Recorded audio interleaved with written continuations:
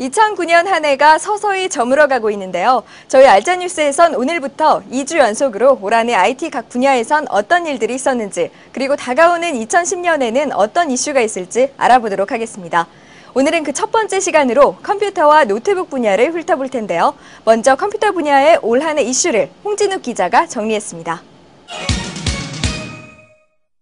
2009년 PC 시장의 가장 큰 이슈를 꼽으라면 단연 윈도우 7의 출시를 들 수 있습니다. 윈도우 7의 출시는 침체돼 있던 PC 시장에 모처럼 만에 커다란 활기를 불어넣어주며 소프트웨어 업계는 물론 하드웨어 업계에도 전에 없는 업그레이드 바람을 불러왔습니다. 빨라진 속도와 개선된 인터페이스로 전문가는 물론 일반 유저들 사이에서도 윈도우 XP의 인기를 능가할 최고의 운영체제라는 찬사를 받고 있습니다. 그래픽카드 업계는 40나노미터 공정 칩셋의 수급 불균형 문제로 유난히 시끄러운 한 해를 보냈습니다. AMD의 라데온 HD4770 시리즈로 포문을 열었던 40나노미터 공정의 그래픽 칩셋은 뛰어난 성능과 발열, 전력 소모 면에서 월등히 앞선 모습을 보이며 폭발적인 관심을 모았습니다. 하지만 칩셋 제조사인 TSMC에서 칩셋을 제대로 찍어내지 못하면서 수량이 크게 부족해지기 시작했고, 결국 기존 제품의 급격한 가격 하락을 불러오면서 그래픽카드 시장에 일대 혼란을 초래하기도 했습니다. 올 하반기 인텔의 코어 i5와 i7 출시를 계기로 그동안 더디게 진행됐던 DDR3 플랫폼으로의 업그레이드가 빠른 속도를 내고 있습니다. 메모리 제조사의 양대 산맥인 삼성전자와 하이닉스가 각자 DDR2 메모리의 생산량을 대폭 줄이면서 DDR2의 가격이 하루가 다르게 치솟고 있습니다. 그러다 보니 DDR2와 DDR3 메모리의 가격이 거의 비슷한 수준까지 도달했고, 상대적으로 성능이 우수한 DDR3 메모리를 선호하는 유저가 폭발적으로 늘어나고 있습니다. 2010년 1월경에 등장할 인텔의 32나노미터 CPU 클락데일은 PC 시장에 큰 변화를 몰고 올 것으로 예상됩니다. 아직 제품에 대한 정확한 정보는 알려지지 않았지만 클락데일에는 가장 많은 판매량을 보이는 10만원 초반대의 중보급형 제품들도 포함되어 있어 CPU 시장의 판도를 크게 뒤흔들 것으로 전망됩니다. 2010년에는 멀티터치 관련 기기들도 급속도로 늘어날 것으로 보입니다. 이미 2009년에도 멀티터치 기능의 디스플레이들이 많이 나오기는 했지만 정작 상용화 단계까지는 접어들지 못했습니다. 하지만 윈도우 7이 본격적으로 멀티터치 기능을 제공하면서 이를 지원하는 기기들의 수도 점점 늘어날 것으로 보입니다. 다나와 홍진욱입니다. 네, 역시 마이크로소프트의 새로운 운영체제 윈도우 7이 가장 큰 이슈였군요. 다음은 노트북 분야입니다. 최효섭 기자가 올해 이슈와 내년 전망을 함께 전해드립니다. 지난해 말 시작한 경제위기 여파로 노트북 판매도 주춤하는 듯했지만 마침 등장한 넷북이 올 한 해를 뜨겁게 달구었습니다. 삼성과 LG를 비롯한 국내 기업과 아수스, MSI, HP 등 해외 제조사들이 폭발적으로 성장하는 넷북 시장에서 치열한 경쟁을 하며 저가형 노트북 시장을 흔들었습니다.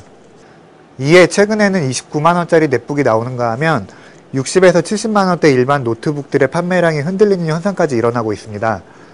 하반기에는 넷북의 휴대성과 노트북의 성능을 합친 울트라신 노트북이 등장한 것도 눈에 띕니다. 가격도 100만원 선으로 내년 노트북 시장의 핵이 될 것으로 보입니다. 올해 노트북들이 고급화를 이룬 것도 특징입니다. 최고 성능 제품에만 들어가던 LED 백라이트는 이제 기본이 되었고, 그래픽 프로세서 역시 내장 대신 엔비디아와 AMD로 바뀌어가고 있습니다. 반면에 새로운 플랫폼의 출시는 뜸했습니다. 인텔과 AMD는 울트라신 플랫폼을 내놓은 것 외에 주력 제품들은 기존 제품에서 크게 바뀌지 않았습니다. 하지만 인텔이 하반기에 모바일용 코어 i7 프로세서를 내놓은 것을 시작으로 내년에는 코어 i5와 i3 등 다양한 제품들이 노트북용으로 등장을 예고하고 있습니다. AMD 역시 듀얼 쿼드 프로세서 기반 플랫폼인 다누브와 3세대 울트라신 나일로 맞불을 놓을 계획입니다. 성능과 배터리를 두고 치열한 경쟁이 벌어질 것으로 보입니다. 다나와 최호섭입니다. 네, 2009년 노트북 시장에선 넷북의 경쟁으로 낮은 가격의 제품들이 많이 출시된 것이 특징이라 할 수 있겠네요. 지금까지 올 한해 컴퓨터와 노트북 분야를 정리하면서 내년도 전망까지 알아봤는데요. 다음 이 시간은 디지털 카메라와 가전 부분 등을 중심으로 알아보겠습니다. 다음은 주요 소식입니다. 마이크로소프트의 액티브엑스 없이도 업무가 가능한 논액티브엑스 체험 사이트가 민간 주도로 구축됩니다. 7개의 소프트웨어 전문 업체로 구성된 웹표준 솔루션 포럼은 논액티브엑스 기반의 인증과 차트, 그리고 음성 지원 등의 솔루션을 모은 논액티브엑스 체험 사이트를 내년 1월까지 구축한다고 밝혔습니다.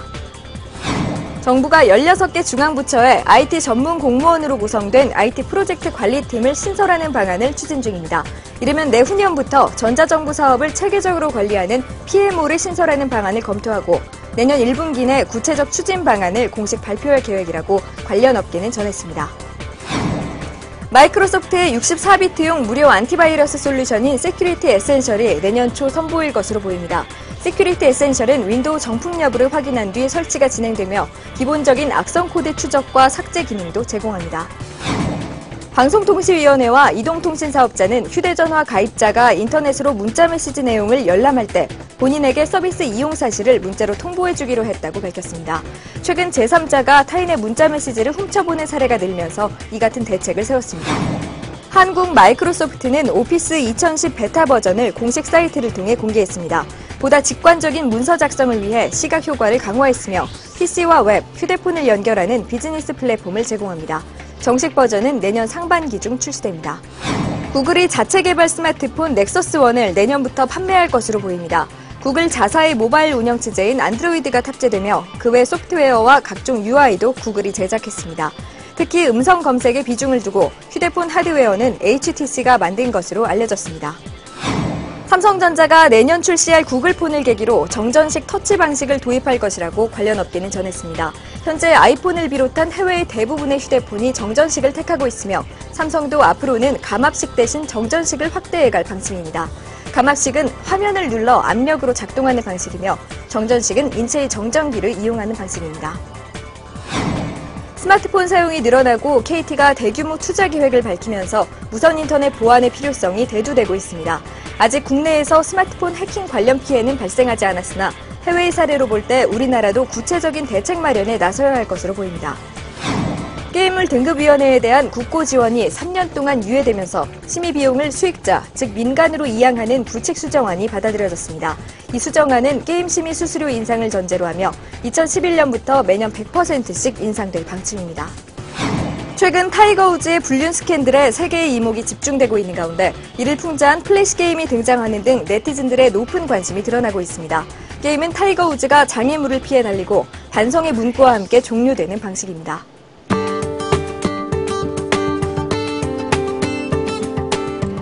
소니 컴퓨터 엔터테인먼트 코리아는 PS3용 파이널 판타지 13을 내년 1월 29일 출시한다고 밝혔습니다. 일본어 버전으로 가격은 83,000원입니다. 한편 일본 판매 중인 파이널 판타지 13 한정판 PS3도 국내 출시될 예정입니다. 로지텍 코리아는 무선 레이저 마우스와 무선 키보드, 그리고 스탠드로 구성된 노트북 전용 키트를 출시했습니다. 노트북 스탠드는 3가지 각도로 조절이 가능하고 최대 15.6인치의 노트북까지 사용할 수 있습니다. 무선 키보드와 마우스는 수신기 하나로 연결됩니다. GM 코퍼레이션은 80플러스 골드 인증 파워 서플라이, 시소닉 X 시리즈 두 종류를 선보입니다. 시소닉의 모듈러 방식 케이블로 전력 손실을 최소화한 풀 모듈러 타입으로 효율적 전력 관리를 위해 플러스 12V를 싱글 레일로 처리했습니다. 20% 미만의 부하에는 팬이 작동하지 않는 하이브리드 사일런트 팬 컨트롤 방식을 채택했습니다. 이번 주 소식 여기서 마치겠습니다. 춥다고 움츠리기보단 좀 더 활동적인 겨울 보내시기 바랍니다. 저는 다음 시간에 다시 찾아뵙겠습니다. 고맙습니다.